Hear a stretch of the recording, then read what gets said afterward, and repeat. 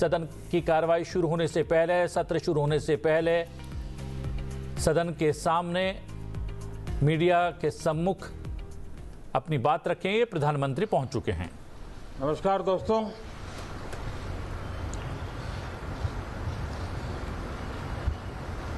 Monsoon सत्र में आप सभी मीडिया जगत के लोगों का स्वागत है। साथियों, मानसून नवीनता और नवसर्जन का प्रतीक है और अब तक जो खबरें मिली हैं, देश में मौसम बहुत ही अच्छे ढंग से आगे बढ़ रहा है। कृषि को लाभदायक मौसम की खबरें हैं और बारिश किसानों की अर्थव्यवस्था, देश की अर्थव्यवस्था, ग्रामीण अर्थव्यवस्था और इतना ही नहीं, हर परिवार की अर्थव्यवस्था में एक बहुत महत्वपूर्ण होता है। अब तक जो मुझे जानकारी दी गई है उस हिसाब से पिछले 10 वर्ष में जो पानी का भंडार हुआ है इस बार, वो करीब करीब 3 गुना हुआ है, जिसका आने वाले दिनों में भी देश के अर्थतंत्र को बहुत लाभ होगा। साथियों, ये मानसून सत्र राष्ट्र के लिए ये बहुत ही गौरवपूर्ण सत्र है। ये मानसून सत्र राष्ट्र के लिए एक अपने आप में विजयोत्सव का रूप है।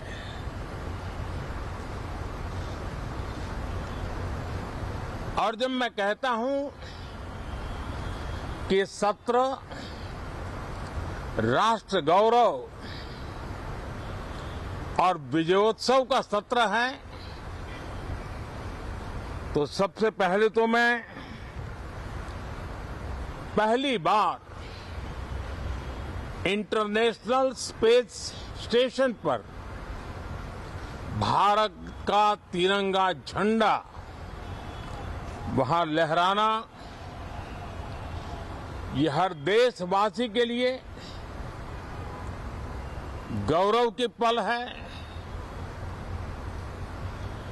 देश में साइंस टेक्नोलॉजी के प्रति, इनोवेशन के प्रति नया उमंग और उत्साह भरने वाली ये सफल यात्रा रही है और पूरे सांसद, लोकसभा राज्यसभा दोनों सदन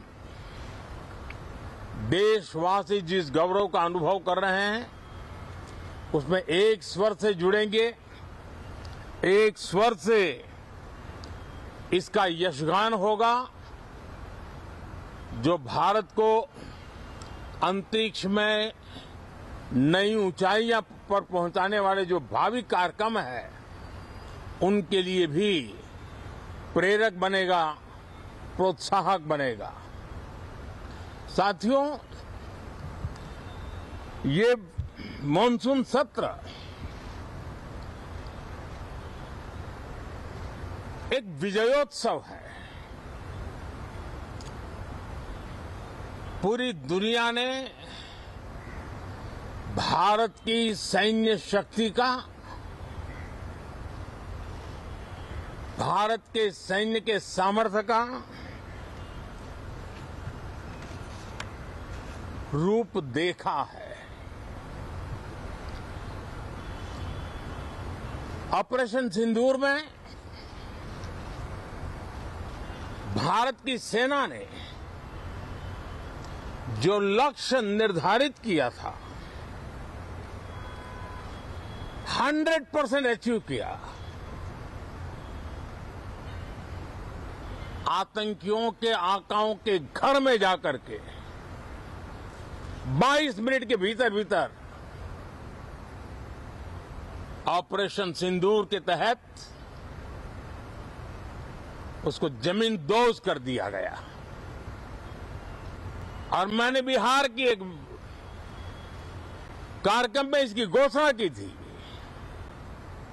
जो हमारी सैन्य शक्ति ने बहुत ही कम समय में सिद्ध करके दिखा दिया। और इसमें मेड इन इंडिया सैन्य शक्ति का ये नया स्वरूप, इस पर भी दुनिया बहुत आकर्षित हुई है। इन दिनों विश्व के जिन जिन लोगों से मिलना होता है तो भारत के इस मेड इन इंडिया जो औजार तैयार हो रहे हैं, उसके प्रति दुनिया का आकर्षण बढ़ रहा है। मुझे विश्वास है कि जब सदन इस विजयोत्सव को एक स्वर में विजय के भाव से इस सत्र के दरमियान उन ओजस्वी तेजस्वी भावनाओं को प्रकट करेगा, तो भारत की सैन्य शक्ति को बल मिलेगा, प्रोत्साहन मिलेगा, देशवासियों को प्रेरणा मिलेगी और सैन्य क्षेत्र में जो रिसर्च, इनोवेशन और मैन्युफैक्चरिंग हो रहे हैं, made in India defence equipment बन रहे हैं, उसको भी एक बल मिलेगा और जो भारत के नौजवानों के लिए नए रोजगार के अवसर पैदा करेगा। साथियों, ये दशक हम एक प्रकार से देख सकते हैं कि शांति और प्रगति कंधे से कंधा मिलाकर के आगे बढ़ने के कदम कदम पर प्रगति के एहसास करते रहे हैं। देश कई प्रकार की हिंसक वारदातों का शिकार रहा है, लंबे अरसे तक शिकार रहा है।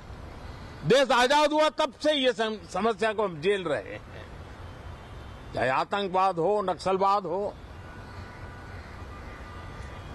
कोई प्रारंभ में शुरू हुआ होगा, कोई बाद में शुरू हुआ होगा, लेकिन आज नक्सलवाद का, माओवाद का दायरा बहुत तेजी से सिकुड़ रहा है।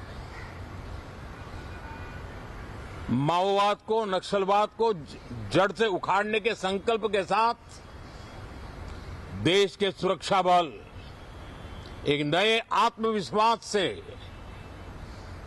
तेज गति से सफलता की ओर कदम रख रहे हैं।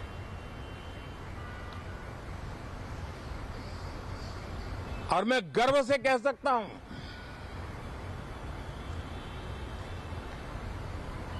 देश में सैकड़ों जिले नक्सल की चपेट में से निकल करके आज मुक्ति का सांस ले रहे हैं। हमें गर्व है कि बम, बंदूक और पिस्तौल के सामने हमारा देश का संविधान जीत रहा है, हमारे देश का संविधान विजयी हो रहा है। देश के उज्जवल भविष्य के लिए साफ दिख रहा है कि कल तक जो रेड कॉरिडोर थे, वो आज ग्रीन ग्रोथ जोन में परिवर्तित होते नजर आ रहे हैं। साथियों, एक के बाद ऐसी घटनाएं देशभक्ति के लिए, देश की भलाई के लिए संसद में पहुंचे हुए हर माननीय सांसद के लिए गौरव का पल है। और संसद के इस सत्र में ये गौरव गान पूरा देश सुनेगा। हर सांसद से सुनेगा, हर दल से सुनेगा। साथियों, आर्थिक क्षेत्र में भी जब 2014 में आप सबने हमें जिम्मेवारी दी, देश फ्रेजाइल 5 की अवस्था से गुजर रहा था। 2014 के पहले वैश्विक अर्थव्यवस्था में हम 10वें नंबर पर थे और आज भारत तेज गति से दुनिया की तीसरे नंबर की अर्थव्यवस्था बनने की दिशा में आगे बढ़ रहा है, दरवाजे पर दस्तक दे रहा है। इन दिनों 25 करोड़ गरीबों का गरीबी से बाहर निकलना, जिसको विश्व की अनेक संस्थाएं सराहना कर रही है। देश में एक जमाना था 2014 के पहले, जब महंगाई का दर, इन्फ्लेशन रेट डबल डिजिट में हुआ करता था। आज 2% के आसपास आकर के देश के सामान्य मानव के जीवन में राहत बन गया है, सुविधा बन गया है। लो इन्फ्लेशन के सामने हाई ग्रोथ एक अच्छे विकास यात्रा की दिशा है। साथियों, डिजिटल इंडिया, यूपीआई आज भारत के एक नए सामर्थ्य को दुनिया देख रही है, पहचान रही है और ज्यादातर देश में उसके प्रति एक आकर्षण पैदा हो रहा है। यूपीआई ने फिनटेक की दुनिया में अपने एक नाम कमाया है। रियल टाइम डिजिटल ट्रांजैक्शन दुनिया में सबसे ज्यादा हो रहे हैं। दुनिया में जितने हो रहे हैं, अकेले भारत में उससे ज्यादा हो रहे हैं। साथियों, पिछले दिनों इंटरनेशनल लेबर ऑर्गेनाइजेशन का एक वैश्विक समागम था और उसमें भारत ने बहुत बड़ी ऊंचाई प्राप्त की। आईएलओ का कहना है कि 90 करोड़ से ज्यादा लोग भारत में अब सोशल सिक्योरिटी के दायरे में हैं। ये अपने आप में एक बहुत बड़ा अचीवमेंट है। उसी प्रकार से वैश्विक संस्था WHO ने ये कहा है कि भारत अब आंख की जो बीमारी आमतौर पर बारिश के सीजन में ज्यादा देखी जाती थी, ट्रैकोमा, अब भारत को WHO ने ट्रैकोमा फ्री घोषित किया है। तो आरोग्य के क्षेत्र में भी ये अपने आप में एक महत्वपूर्ण भारत के लिए सिद्धि है। साथियों, पहलगाम की क्रूर अत्याचार, नरसंहार, पूरी दुनिया चौंक उठी थी। आतंकवादी और आतंकवादी के आके दुनिया का ध्यान उनकी तरफ केंद्रित हुआ था और उस समय दल हित छोड़ करके देश हित में हमारे ज्यादातर दलों के प्रतिनिधि, ज्यादातर राज्यों के प्रतिनिधि विश्व भ्रमण किया, दुनिया के अनेक देशों में गए और एक स्वर से दुनिया के सामने आतंकवादियों का आका पाकिस्तान को बेनकाब करने का एक बहुत सफल अभियान चलाया। मैं आज राष्ट्र हित में किए गए इस महत्वपूर्ण कार्य के लिए उन सभी सांसदों की सराहना करना चाहता हूं, सभी दलों की सराहना करना चाहता हूं और उसने देश में एक सकारात्मक वातावरण पैदा किया। विश्व ने भारत की बात को स्वीकार करने की दिशा में अपने मन के द्वार खोले और इसके लिए ये हमारे सांसदगण, हमारे राजनीतिक दल सराहना करने के मेरे लिए सौभाग्य है। साथियों, हम जानते हैं कि ये स्पिरिट, एक स्वर, एक एकता का वातावरण देश को कितना उत्साह से भर देता है। विजयोत्सव का ये पर्व इस मॉनसून सत्र में भी उसी भाव से प्रकट होगा। देश की सैन्य शक्ति को सराहना करेगा, देश के सामर्थ्य का गौरवगान करेगा और देश के 140 करोड़ नागरिकों को नई प्रेरणा का कारण बनेगा। मुझे विश्वास है कि हम सब मिलकर के डिफेंस के क्षेत्र में आत्मनिर्भर होने के इन प्रयासों को बल दें, सेना के सामर्थ्य की सराहना करें और मैं आज देशवासियों के सामने जरूर कहूंगा और देश के राजनीतिक दलों से भी कहूंगा कि देश ने एकता की ताकत देखी है, एक स्वर का सामर्थ्य क्या होता है देखा है।